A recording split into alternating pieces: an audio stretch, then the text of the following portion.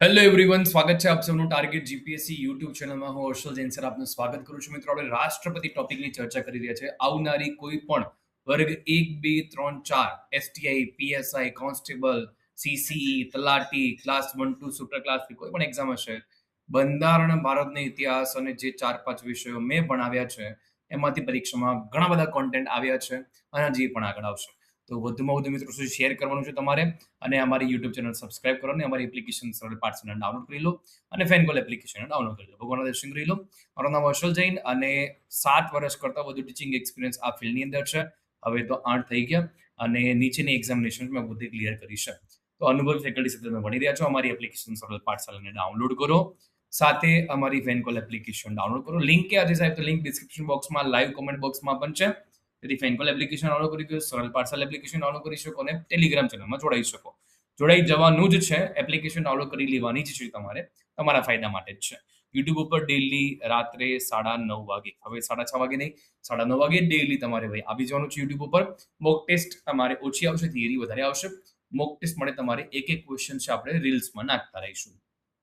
ચાલો, ઠીક છે. તો આપણે રાષ્ટ્રપતિ વિશે ઘણી બધી ચર્ચાઓ કરી ગયા છે. રાષ્ટ્રપતિની હવે સત્તાઓની વાત કરવી છે, જે અતિ મહત્વનો પોઈન્ટ ઓફ વ્યૂ છે.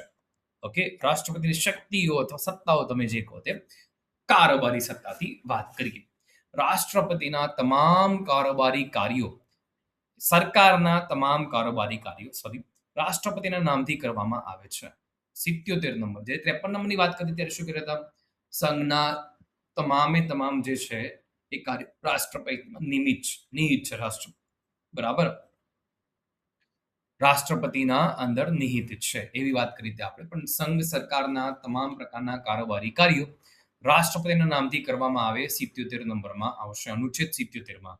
આ એકલું 77 લખ્યાનો મતલબ છે અનુચ્છેદ 77 છે અહીં. સંઘ અને રાજ્યની કારોબારી સત્તા અમલ કરતી વખતે કરવામાં આવેલા તમામ કરારો રાષ્ટ્રપતિ દ્વારા કરવામાં આવશે.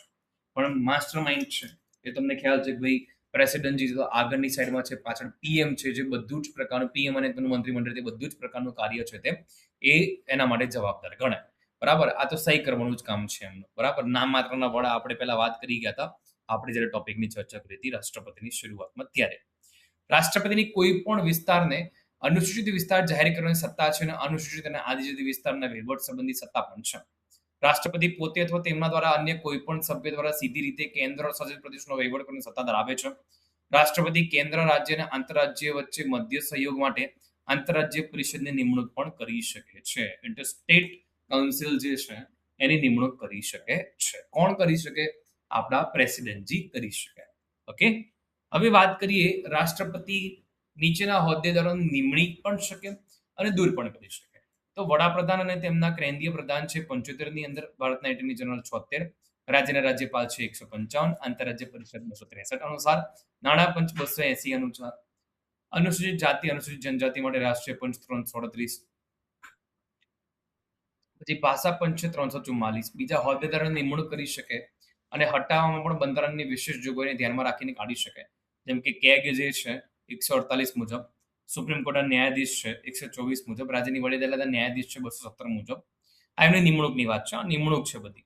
ચૂંટણી કમિશનર છે એમનું 324 મુજબ, સંઘ જાહેર સેવા આયોગ, રાજ્ય જાહેર સેવા આયોગનું 316 મુજબ. આ નિમણૂકની વાત છે બધી. ઓકે, ધારાકીય સત્તાની વાત કરવામાં આવતી હોય તો ભાઈ સંસદની બેઠક બોલાવવાની, સત્ર અવસાન કરવાની, લોકસભાનું વિસર્જન કરવાની સત્તા પ્રાપ્ત છે. રાઈટ, તો આપણે ધ્યાનમાં રાખવાનું છે અનુચ્છેદ 85(2) મુજબ. બંને ગૃહની સંયુક્ત બેઠક બોલાવવાની સત્તા છે પ્રેસિડેન્સી સાથે. 108 નંબરના અનુચ્છેદમાં સંસદના બંને ગૃહોને સંબોધન કરવાનો સંદેશો મોકલવાની સત્તા છે 86 નંબરનો અનુચ્છેદમાં.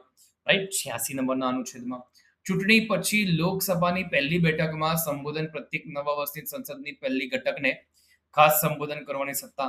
ધન્યવાદ પ્રસ્તાવ જે છે 87માં. પછી લોકસભામાં 2 ઇંગ્લેન્ડની નિમણૂક કરવાની સત્તા 331માં. રાજ્યસભાની અંદર સાહિત્ય, વિજ્ઞાન, કલા અને સમાજ સેવાથી જોડાયેલા 12 સભ્યોની નિમણૂક જે છે એની સત્તા 80 નંબરના અનુચ્છેદમાં. રાજ્યની સીમા પરિવર્તન સંબંધિત ખરડા રાષ્ટ્રપતિની પૂર્વ મંજૂરીથી જ ગૃહમાં રજૂ થાય છે અનુચ્છેદ 3 મુજબ. બરાબર, અનુચ્છેદ 3 મુજબ આવશે. ધારાકીય સત્તાઓની આપણે વાત કરી ગયા. પછી થોડીક ચર્ચામાં આગળ વધી. જ્યારે લોકસભાના અધ્યક્ષ અને ઉપાધ્યક્ષ બંને હોદ્દા ખાલી હોય તેવા સંજોગોમાં રાષ્ટ્રપતિ ગૃહના કોઈ એક સભ્યને અધ્યક્ષ પદ આપી શકે છે. રાજ્યસભાના સભાપતિ અને ઉપસભાપતિ બંને પદ ખાલી હોય તેવા સંજોગો રાષ્ટ્રપતિ ગૃહના કોઈ એક સભ્યને સભાપતિનું પદ સોંપી શકે છે. સંઘ લોક સેવા આયોગનો વાર્ષિક અહેવાલ રજૂ કરવાની સત્તા પણ રાષ્ટ્રપતિના હાથમાં છે. અનુસૂચિત જનજાતિ આયોગ, જાતિ આયોગ વગેરેની અહેવાલ રજૂ કરવાની સત્તા રાષ્ટ્રપતિના હાથમાં 338 કેગને અહેવાલ રજૂ કરવાની સત્તા 151, વાર્ષિક નાણાકીય નિવેદન રજૂ કરવાની સત્તા 112, સામાજિક શૈક્ષણિક રીતે પછાત વર્ગના લોકોની સ્થિતિ તપાસવાના નિમાયેલા પંચનો અહેવાલ રજૂ કરવાની સત્તા 340 છે. આ બધી જ સત્તાઓ રાષ્ટ્રપતિજીની છે. હવે નીચેના ખરડા રજૂ કરવા માટે રાષ્ટ્રપતિની ભલામણ જરૂરી છે. જેમ કે રાજ્યની સરહદ અને નામમાં ફેરફાર કરવા માટેનો ખરડો અનુચ્છેદ 3માં, નાણાકીય ખરડો 117માં, આકસ્મિક નિધિમાંથી ખર્ચ કરવાનો હોય તેવી બાબત અંગેનો કોઈ ખરડો છે તેની, રાજ્યનું હિત જેમાં હોય તેવા કરવેરો લાદવાનો કે કોઈ ફેરફાર કરવાની લાગતો ખરડો 274માં, વેપાર વાણિજ્ય વ્યવસ્થા તંત્ર પર નિયંત્રણ મુક્તો ખરડો 304માં,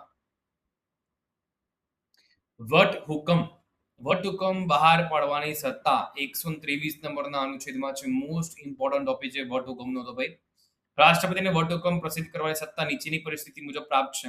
જ્યારે સંસદના બંને ગૃહો અથવા કોઈ એક ગૃહ કાર્યરત ન હોય ત્યારે, રાષ્ટ્રપતિ તત્કાલીન કાયદો ઘડવાની આવશ્યકતા જણાય ત્યારે, સરકાર સમક્ષ આકસ્મિક પરિસ્થિતિ નિર્માણ પામે ત્યારે, આ 3 પરિસ્થિતિઓ હોય ત્યારે વટહુકમ બહાર પાડવામાં આવતું હોય છે. તો વટહુકમ ક્યારે બહાર પાડી શકે? લોકસભાનું સત્ર ચાલુ, રાજ્યસભાનું સત્ર ચાલુ, બંને સત્ર ચાલુ હોય તો ભાઈ વટહુકમ બહાર પડે નહીં. લોકસભાનું બંધ, લોકસભાનું ચાલુ, રાજ્યસભાનું બંધ, લોકસભાનું બંધ, રાજ્યસભાનું ચાલુ, આ બંને પરિસ્થિતિમાં વટહુકમ બહાર પડી શકે. બંને બંધ હોય તો પણ આપણે આને વટહુકમ બહાર પાડી શકાય. એક જ પરિસ્થિતિ એવી છે કે જેમાં વટહુકમ બહાર ના પડે, બંને ગૃહ સાથે કાર્યરત હોય, એ વખતે વટહુકમ બહાર પાડી શકો નહીં. બાકી બધા સંજોગોમાં વટહુકમ બહાર પાડી શકો છો.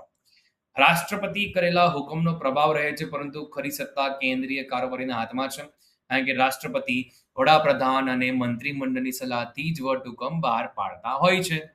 રાષ્ટ્રપતિ દ્વારા બહાર પાડવામાં આવેલો વટહુકમ સંસદના બંને ગૃહોની સમક્ષ મૂકવો જરૂરી છે. સંસદની બેઠક મળે ત્યારથી 6 અઠવાડિયા, that is 42 ડેઝની અંદર સંસદના બંને ગૃહોની મંજૂરી મળવી અનિવાર્ય છે. તો જ વટહુકમ કાયદો બનશે.